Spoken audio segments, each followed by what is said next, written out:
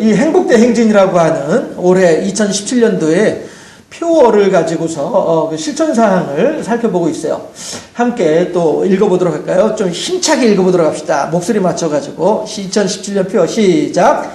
2017년 표어 행복대행진 실천사항 말씀으로 이웃과 함께 기도하면서 네 말씀으로 아멘까지는 아니고 아멘까지는 아멘이라고 하는 말은 이제 하나님 말씀에 대해서 이 하나님의 이 말씀이 지당하십니다. 저도 이 말씀이 하나님의 말씀인 줄로 믿습니다. 이렇게 되어지기를 원합니다. 하는 의미에서 하는 게 아멘이고요. 예, 해서 우리들이 이제 행복대행진이라고 하는 제목으로요.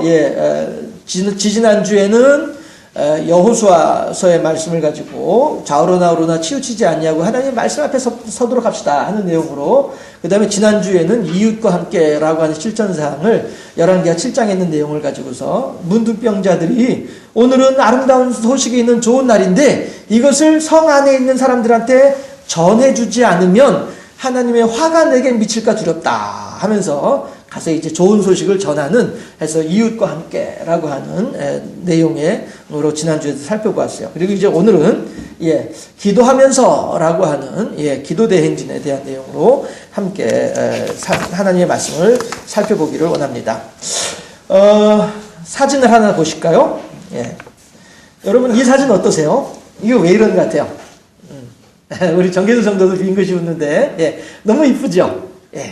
이 아이가 막 울면서 지금 배고파 빨리 전 내놔 배고파 과자 내놔 막 이런단 말이에요. 어느 부모가 이 아이의 얼굴 표정을 보면서 이 우는 모습을 보면서 과자를 안 줄 부모가 누가 있을까 싶어요. 장난감을 달라고 하면은 장난감을 줄 것이고 업어 달라고 하면 업어 줄 것이고, 이 아이의 표정이 그렇지 않아요? 이 아이는 어때요 또? 아이고 이쁘다 그죠? 너무너무 이뻐요.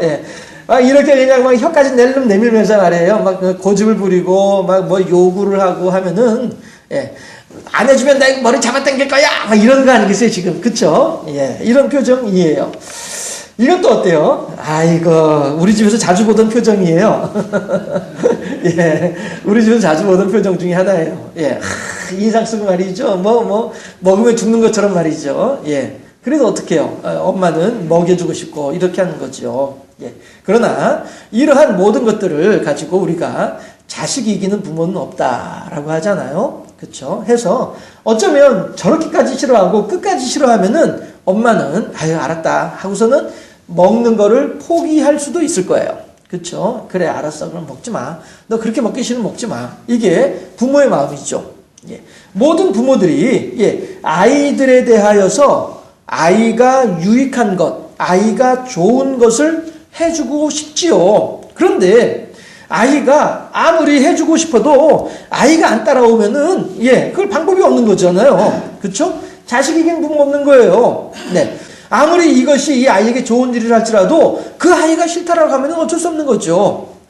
그런데 중요한 건 뭐냐면은요, 이렇게 부모가 자녀를 위해서 최대한 할 만큼 하려고 하다가도 안 되잖아요. 그러면은 그 아이의 입장을 생각을 해서 포기를 해준단 말이에요. 그래 알았어 그럼 네 마음대로 해. 그래 그럼 너 원하는 대로 해.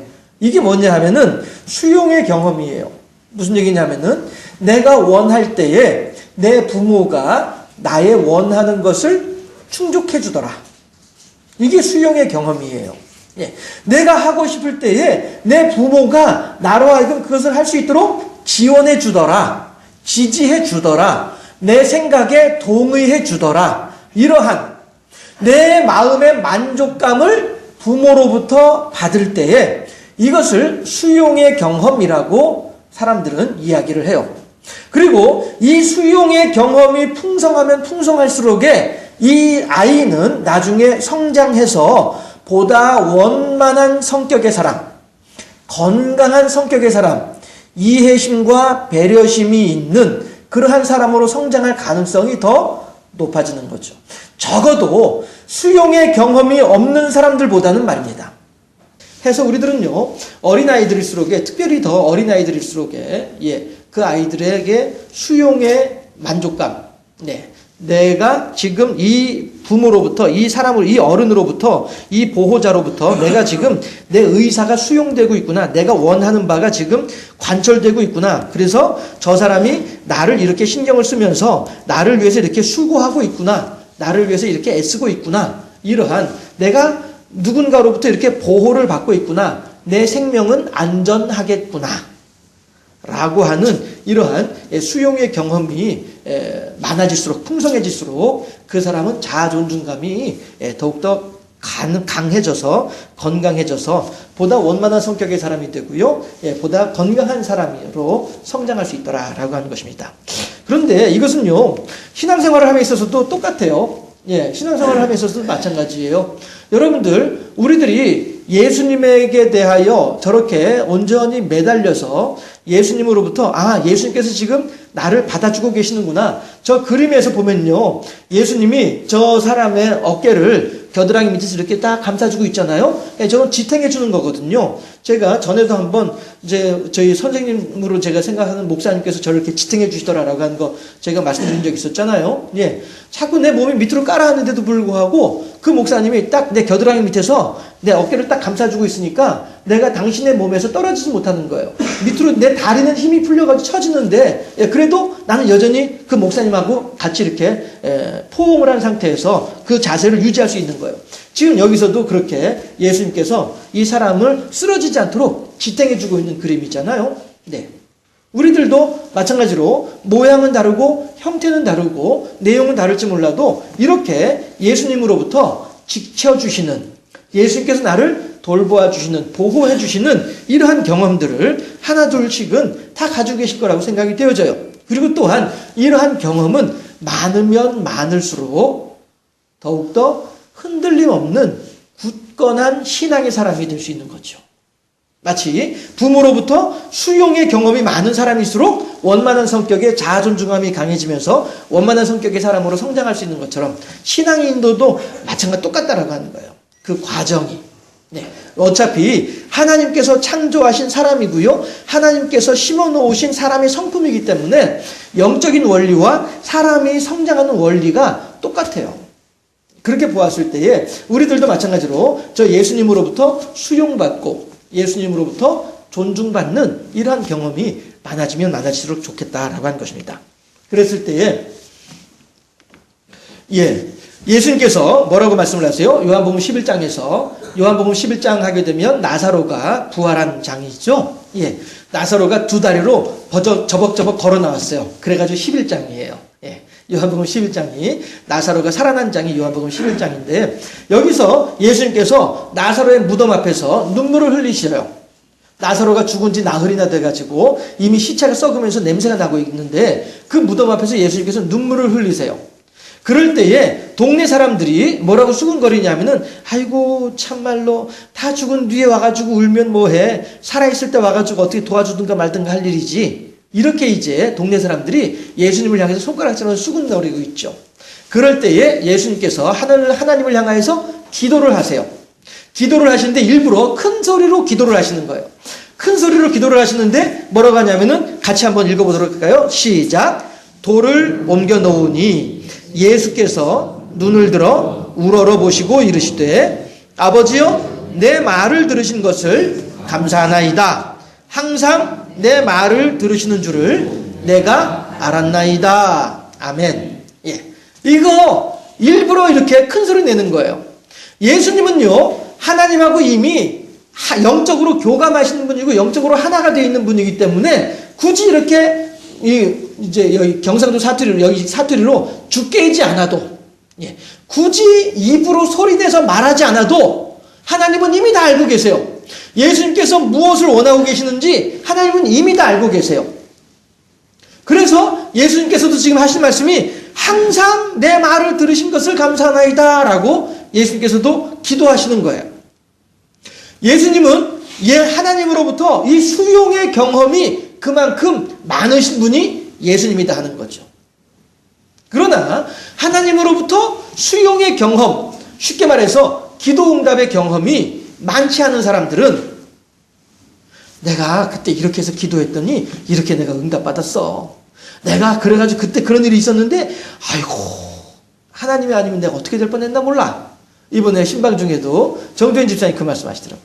야, 하나님이 도와주셨구나 하는 거를 고백하시더라 하는 거죠. 다들 들으셨잖아요. 예, 이렇게 그러한 하나님께서 나를 지켜주시고 하나님께서 나를 돌봐주시고 하나님께서 나를 인도해 주시고 이거에 대한 경험이 많으면 많을수록 그 사람은 어떤 사람이에요? 건강한 신앙의 사람이 된다는 것이죠. 그런데 동네 사람들, 나사로의 무덤 앞에 서 있는 동네 사람들, 이 사람들은 하나님에 대한 수용의 경험이 없는 거예요. 기도 응답의 경험이 없는 거예요. 하나님께서 내 기도에 응답하신다라고 하는 확신이 없는 거예요. 그러니까 예수님께서 나사로 무덤 앞에서 울고 있을 때 예수님 향해서 손가락질하고 수군대고만 있는 거죠. 그러나 마리아와 마르다는 어떻게 해요? 너희가 믿으면 하나님의 영광을 보리라 하지 아니했더냐라고 하는 예수님의 말씀을 따라서 마리아와 마르다는 예수님을 향해서 기대를 가지고 있는 거죠. 우리 선생님께서 지금 드디어 우리 오라비를 구해주시겠구나.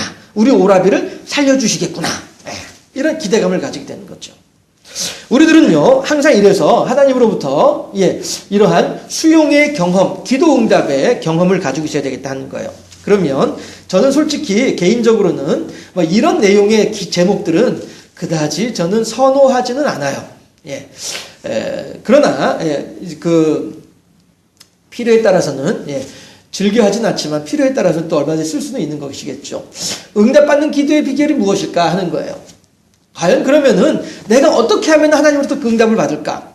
내가 내 부모한테는 막 온갖 인상을 쓰면서 막 하게 되면 내 부모가 나의 원하는 바대로 해주는데, 나는 그렇게 하면은 내가 내 부모에 대해서는 내가 어떻게 할 수 있는데, 하나님은 어떻게 해야 내 기도를 응답하시지? 하나님은 어떻게 해야만이 내가 원하는 것을 하나님께서 해주실까? 이거지요.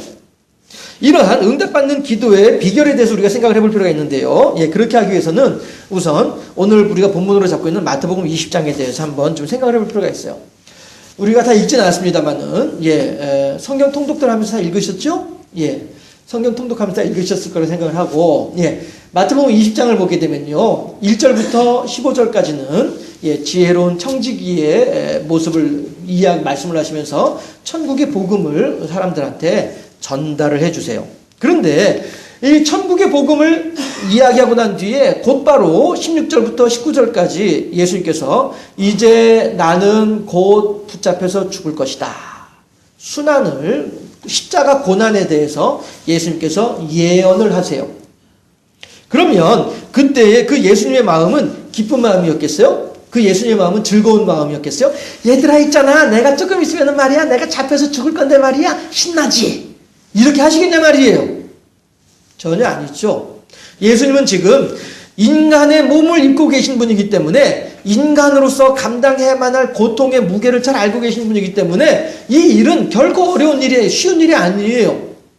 지금 예수님께서 이렇게 제자들한테 천국에 대해서 쫙 설명을 해주시고 난 뒤에 그런데 내가 이렇게 고난을 당해야 돼. 왜냐하면 너희들한테 그 좋은 천국을 전달해 주기 위해서는 내가 감당해야만 할 내 몫이야 라고 하면서 십자가를 말씀을 하시는데 거기에 대고서 두 제자의 청탁이라고 제가 제목을 해놨어요. 성경엔 뭐라고 나오면은 세베대의 아들들의 어머니라고 얘기를 해요. 그러면 세베대의 아들들의 어머니는요, 예수님으로부터 보면은요, 아주머니예요. 친척 아주머니예요. 사도 요한하고 야고보하고 예수님하고 이 사촌지간이거든요. 해서 친척 어머니예요. 그러니까 이제 숙모나 뭐 이렇게 이모나 고모나 이렇게 되는 사람이 그 세베대의 아내예요. 그런데 이 두 제자가 어머니를 앞세워 가지고 청탁을 해요. 어떤 청탁을 하냐면은 예수님, 나중에 예수님 잘 돼가지고 이 나라의 왕이 되면 그때에 우리 두 아들 요한하고 야고보 얘네들이 당신 사촌 아니오. 그러니까 좀 높은 자리 한 자리씩 좀 떼줘요. 이렇게 청탁을 해요. 청탁을 했더니 예수님께서 하신 말씀이 예수님이 이제 자기 사촌 형제들이 있죠. 요한하고 야고보한테 뭐라고 말씀하시냐면은 너 내가 하고자 하는 일들을 너희들이 할 수 있을 것 같아? 내 잔을 너희들이 마실 수 있을 것 같아? 이렇게 얘기를 하니까 두 제자들이 걱정 없습니다. 얼마든지 감당할 수 있습니다. 이렇게 얘기를 하는 거예요. 그랬더니 예수님께서 하신 말씀이 그래. 너희들이 그래 그 잔을 마시긴 마실 거야. 그런데 어느 자리를 차지하게 될런지는 하나님이 알아서 하실 일이야. 이렇게 말씀하시죠. 그 뭐예요? 자식 이기는 부모 없는 그 부모의 마음으로 말이죠. 이 아이가 지금 이 밥을 먹어야 되는데 그렇게 먹기 싫어? 알아서 그럼 먹지 마. 포기해버리고 마는 마음처럼 예수님께서 지금 그 제자들을 향해서 야 너희들 내가 마시려고 한 잔이 어떤 잔인 줄 알고서 지금 이렇게 달려드는 거야? 알았어 그래 그렇게 원해? 알았어 그럼 해. 예, 이렇게 되는 거죠. 예수님께서 제자들한테 그렇게 하고 나니까 이제 또 뭐가 문제냐면은 그 옆에 있던 나머지 10명의 제자들이 막 울그락불그락 하는 거예요. 야 저거 봐라 인사청탁하네. 예, 줄 대가지고 예수님의 친인척이라고 해가지고 저렇게 친인척 비리를 저지르고 있구나. 나머지 다른 10명의 제자들이 막 울그락불그락 하는 거예요. 그랬더니 예수님께서 그 10명의 제자들도 지금 위로하시는 거죠. 얘들아 천국에서는 높은 자가 되려면은 스스로 낮은 자가 돼야 돼. 그래야 천국에서 높은 자가 되는 거야. 이렇게 이제 가르쳐 주시면서 제자들을 위로하고 계시죠. 그렇게 하고서 이제 여리고를 떠나서 다른 곳으로 가려고 하는 중인데 두 맹인이 많은 무리들이 큰 무리들이 예수님을 따라왔었어요. 많은 사람들이 예수님을 따라오다 보니까 예수님하고 맹인하고의 사이는 그만큼 멀죠. 멀기도 멀지만 사람들이 많다 보니까 서로 웅성웅성한 소리가 막 있다 보니까 시끄럽죠. 안 그래도 거리도 먼데 소란스럽기도 하니까 두 맹인이 예수님을 부르는 거예요. 주 예수여 다윗의 자손이여 이렇게 부르는 거예요. 부르는데 하도 거리도 멀고 사람들도 시끄럽고 하니까 어떻게 해요? 막 악을 쓰듯이 하는 거죠. 주 예수여 다윗의 자손이여 하면서 말이죠. 온갖 제가 흉내 내려고 하다가 악을 쓰는 거죠. 발악을 하는 거죠. 이렇게 하면서 두 맹인이 예수님을 부르는 거예요. 그랬더니 예수님께서 이제 그 맹인들을 이제 오라고 하는 거예요. 데리고 와라. 데리고 오너라. 왔죠. 그랬더니 하는 얘기가 대체 무엇 때문에 그렇게 나를 부르니? 라고 예수님께서 물어보죠. 그랬더니 다윗의 자손이시여 주여 보기를 원하나이다. 이렇게 얘기를 해요. 그랬더니 예수님께서 그래 알았어 불쌍히 여기시고 그들의 눈을 만지심에 곧 보게 되더라. 할렐루야. 이것이 오늘 본문에 있는 내용이에요. 20장에 있는 내용이에요. 천국에 대해서 말씀을 하시는 거, 그 다음에 고난에 대해서 말씀을 하셨더니 얼토당토하게 엉뚱하게 청탁을 하는 사람들이 있더라 하는 거예요. 그런데 청탁하는 것만 뿐이 아니라 청탁하는 사람들을 바라보면서 시기 질투하는 사람들이 있더라라고 하는 거예요. 그런데 이 마태복음 20장에는 이렇게 어리석은 사람들만 있었던 것이 아니라 두 맹인의 지혜로운 예수님의 마음을 알아들이고 예수의 마음을 흡족하게 해드리는 그러한 두 맹인도 있더라라고 하는 거예요. 자, 그러면 우리가 한번 두 제자와 두 맹인에 대해서 한번 살펴보도록 하죠. 왜냐하면 이 두 경우를 살펴봄으로써 우리가 응답받는 기도의 비결이 무엇인지를 알 수 있기 때문에 그렇습니다. 그러면 자, 제자하고 두 맹인을 살펴보게 되면은요, 제자는 특권의식을 가지고 있는 사람들이에요. 그렇지만 맹인들은요, 약점을 가지고 있어요. 천하에 없는 약점을 가지고 있어요. 볼 수 없는 약점을 가지고 있는 사람들이 맹인들이에요. 해서 이렇게 두 제자와 두 맹인은 이러한 차이점을 가지고 있고요. 그런가 하면 또 이 제자의 제자들은요 미래의 소망이 있어요. 다양한 가능성이 있어요. 어떤 가능성이에요? 처음에 얘기했던 16절부터 얘기했던 저 예수님이 왕이 되면은 나는 과연 어떤 자리를 차지할까? 저 예수님이 왕이 되면 난 얼마나 떵떵거리는 사람이 될 수 있을까? 이런 거에 대한 가능성, 희망, 소망을 가지고 있는 사람들이 두 제자들이에요. 하지만 두 맹인들은요, 예수님이 아니고서는 병을 고칠 수 있는 기회가 없어요. 소망이 없어요. 더군다나 지금 내가 예수님을 놓치면, 지금 내가 예수님을 붙잡지 못하면, 지금 내가 예수님으로부터 어떠한 도움을 받지 못하면 나는 일평생을 두고서 시각장애인으로 앞을 못 보는 맹인으로 살아갈 수밖에 없는 그런 절박감이 있는 사람이 두 맹인이었더라라고 하는 거예요. 그런가 하면은요, 또한 제자나 두 맹인이나 모두 어떤 일들을 감당해야만 하느냐 하면 주변 사람들의 시기와 질투를 감당할 수밖에 없는 처지에 놓인 사람들이기도 해요. 우리들이 하나님을 향해서 기도한다, 우리가 어떤 영적으로 어떤 그런 충만한 그런 삶을 살아가려고 한다라고 할 때에 없으면 좋지만, 그런 일들이 없으면 좋지만, 주변에서 아이고 지까짓게 뭘 한다고 말이야, 아이고 그래 한번 해봐라, 얼마나 하는지 두고 보자, 뭐 이러한 일들이 있을 수 있다는 거예요. 그거는 같은 믿는 사람들 교회 안에서도 마찬가지예요. 겉으로는 아이고 집사님 이번에 금식하신다면서요? 아이고 그래요, 알았어, 기도할게요 해놓고서는 헤이 그 지가 해봐야 뭐 얼마나 하겠어, 그 나도 못하는 거 지가 뭘 한다고 그래. 우리들은요, 하나님의 말씀대로 살아가고 하나님을 향해서 무엇인가 하려고 할 때에 이러한 시기와 질투를 감당해야만 한다라고 하는 것입니다. 이것이 두 제자와 두 맹인에게서 볼 수 있는 차이점과 공통점이다라고 하는 거예요. 그러면 우리들은 이 두 제자의 입장과 두 맹인의 입장 가운데 어느 입장에 서 있는 것이 우리들의 모습일까 하는 것이죠. 또한 두 제자와 두 맹인에 대해서는요, 이것에 대한 또 차이점이 있어요. 뭐냐 하면 제자는 예수님이 왕이 될 것이다 라고 하는 생각을 가지고 있어요. 왕이 될 것이다 라고 하는 생각을 가지고 있으면은 두 제자들의 생각 속에서는 지금 예수님은 왕이에요, 왕이 아니에요? 한번 대답을 해보세요. 자, 두 제자들은 나중에 예수님이 왕이 되면 나한테 높은 자리 주세요 라고 얘기를 하는 것은 지금 현재 예수님은 왕이에요, 왕이 아니에요? 왕이 아니죠. 이거 중요한 포인트입니다. 중요한 부분입니다. 제자들은 지금 현재의 예수님에 대해서는 그저 단지 길거리를 떠돌아다니는 나그네 한 사람으로 여기고 있는 거예요. 그러니까 뭐라고 해요? 나중에 주의 나라가 임하게 되면 이렇게 얘기를 한단 말이에요. 그러나 이 두 맹인은 지금 현재가 중요한 거예요. 지금 현재 무엇? 예수님의 능력이 중요한 거예요. 지금 현재 무엇? 예수님의 왕의 자리가 중요한 거예요. 왜? 다윗의 자손이잖아요. 다윗의 자손이시여, 주여 다윗의 자손이여 라고 맹인들이 예수를 부른단 말이에요. 다윗의 자손이라고 한 말이 왜 중요한 의미를 가지고 있느냐 하면은요, 하나님께서 분명히 말씀하시기를 다윗을 향하여서 내가 사무엘하 7장에서 너와 너의 후손을 통하여서 영원히 이스라엘의 왕이 되도록 해주겠다라고 약속을 하셨단 말이에요. 그리고 이 약속을요, 모든 이스라엘 사람들은 다 알고 있어요.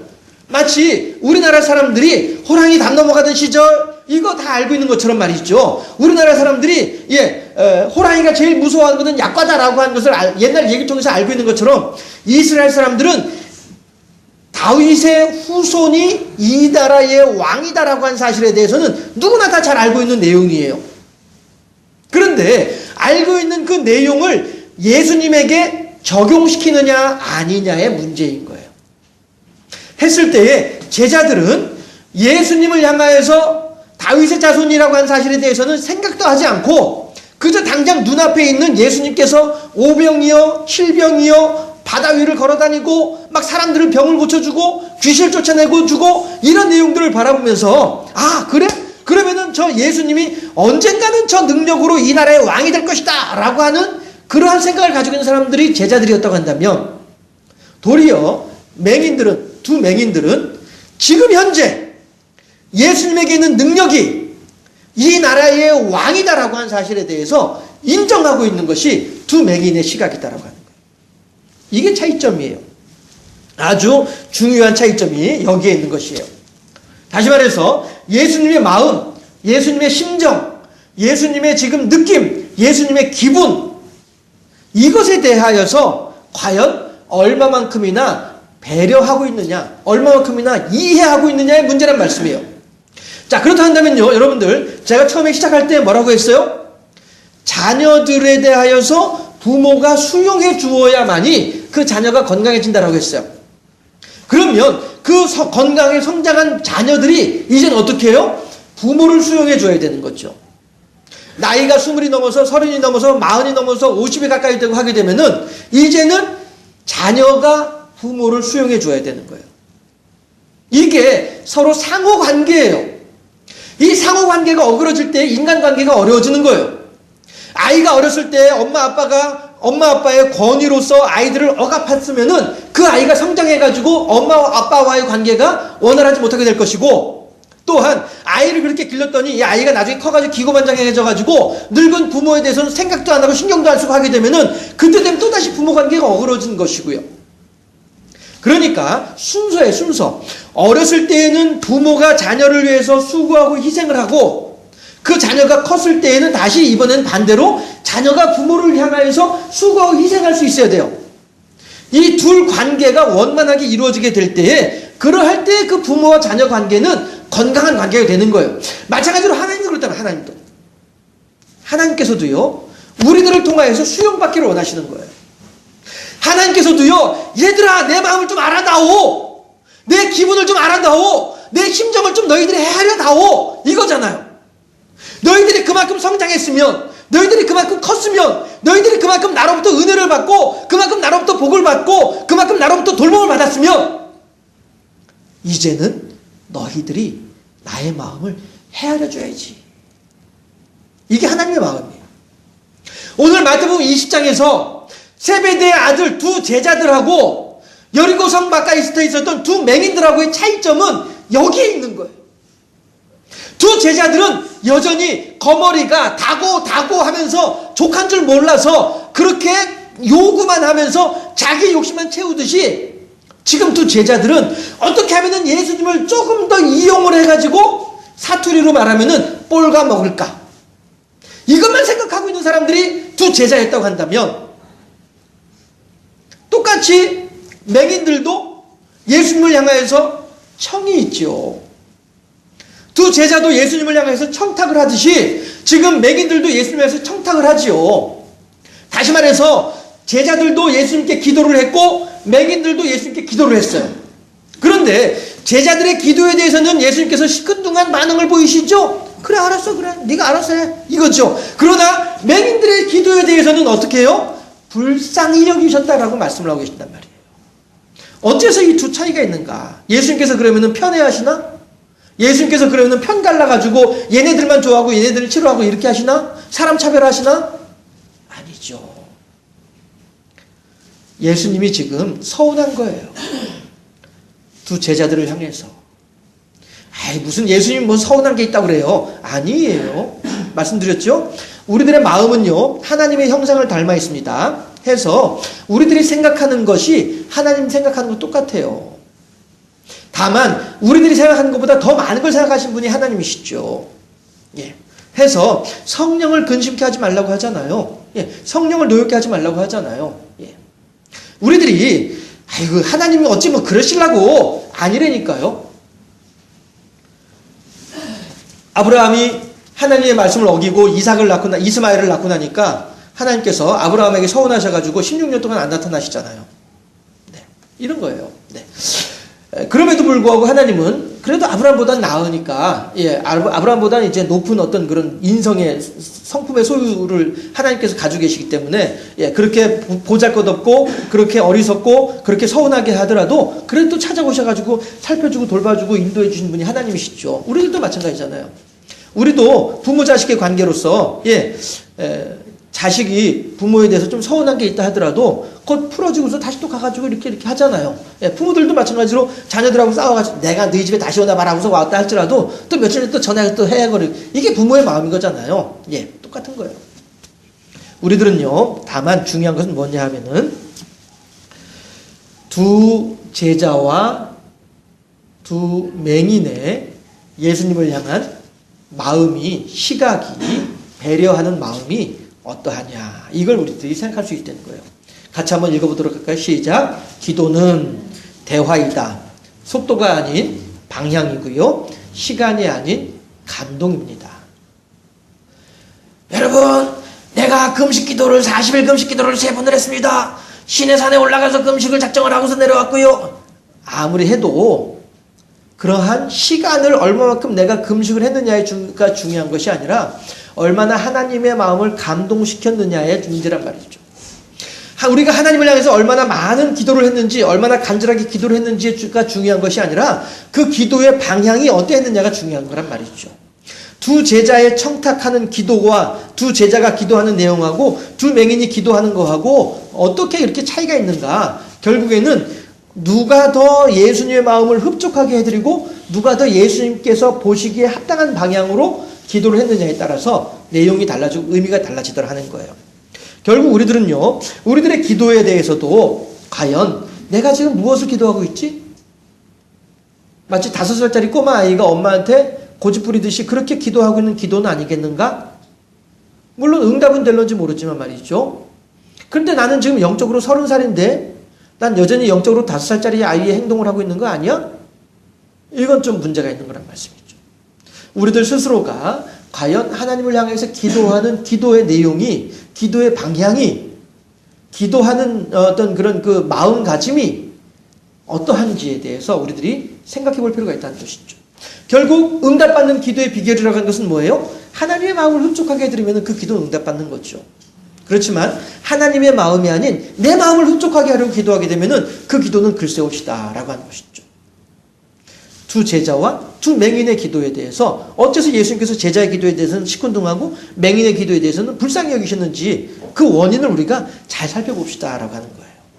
그리고 그에 맞추어서 그에 합당하게 기도할 때 우리들은 비로소 그 기도가 응답받는 기도가 될 것이고 그 기도가 응답받을 때에 우리들은 하나님으로부터 존중감, 수용된다라고 하는 경험을 더욱더 풍성하게 하면서 우리들이 영적인 존중감, 신앙의 강건함을 덧입을 수 있게 되고 그러한 사람이 더욱더 건강한 신앙의 사람으로 남을 배려하고 하나님을 기쁘시게 하고 하나님을 영화롭게 하며 교회를 풍요롭게 하는 그러한 일꾼으로 세워질 수 있지 않겠냐 하는 거예요.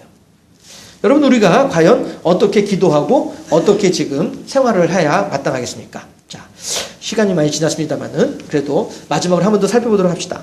행복대행진이라고 해서 우리가 생각을 해봤어요. 로마서 8장에서 하나님께서 우리들에게 주신 것은 생명과 평안이니라 라고 하는 말씀으로 우리 주제를 삼았었어요. 하나님은 이렇게 우리들을 행복하게 해주기를 원하시는 분이 하나님이세요. 그러면 하나님께서 우리들에게 그 행복을 이루기 위해서 행복한 상태에 도달하기 위해서 어찌 해야 하겠는가? 결국에는 말씀으로 이 부분에 대해서 우리들은 여호수아 1장 7절 말씀을 통해서 좌로 나오거나 치우치지 말도록 하라 라고 하시는 하나님의 당부의 말씀을 우리가 배울 수 있어요. 해서 우리들은 이 일을 실천하기 위해서 우리가 행복한 신앙생활을 하기 위해서 성경 통독합시다 라고 하면서 연초부터 시작을 하고 있는 거예요. 또한 이웃과 함께 라고 하는 실천사항이 있는데 아무리 나 혼자 떵떵거리며 살아봐야 무슨 재미가 있어요. 아무리 나 혼자 풍족하게 뭐 해봐야 뭐가 소용이 있어요. 사람들이 박수를 쳐주고 사람들이 좋아해주고 사람들이 존경해주고 사람들이 인정해주어야 이것이 정말 신이 나고 재미있는 일이 되는 것이죠. 열왕기하 7장 9절에 있는 말씀이에요. 아름다운 날 침묵하고 있도다. 과연 하나님의 벌이 내게 임하지 않을까 두렵도다. 이웃 사람들하고 같이 이 좋은 것을 나눌 수 있어야 이런 사람이 더욱더 행복한 사람이 된다라고 하는 것이죠. 그런가 하면 마지막으로 오늘 우리가 생각했던 것처럼 기도하는 가운데 그 행복을 누릴 수 있다라고 하는 거예요. 그 행복은요, 내가 아무리 노력을 한다 할지언정, 내가 아무리 힘을 쓰고 애쓴다 할지언정 내 능력으로는 취할 수 있는 행복이 결코 아니란 말씀이 있죠. 요즘 이제 텔레비전에 나오는 그 사람들 아무리 자기들 나름대로 행복하기 위해서 이런저런 수단과 방법을 강구했음에도 불구하고 그 당시에는 그것이 옳은 것인 줄로 알았을런지 모르지만 지금 생각해보면 얼마나 스스로를 불행의 늪으로 나락으로 떨어뜨리고 마는 그러한 것들이었느냐라고 하는 것이죠.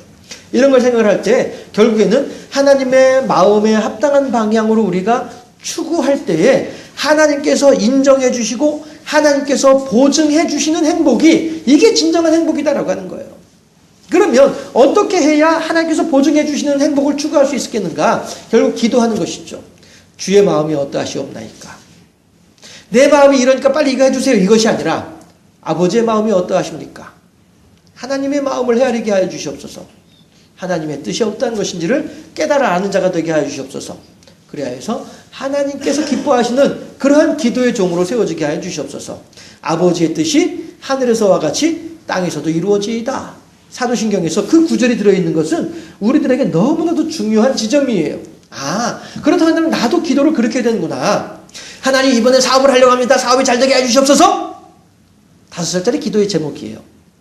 하나님이시여 과연 이 일을 통하여 어찌 하나님을 기쁘시게 할 수 있겠나이까. 30살짜리 40살짜리 기도의 제목이에요. 우리들의 기도의 제목은 어디에 있으며 우리들의 기도의 방향은 어디로 향하고 있을까요? 헌신하는 여러분들에게 빛이 있으라. 그래요. 잠깐 말씀을 생각하면서 기도하는 시간을 갖도록 하겠습니다.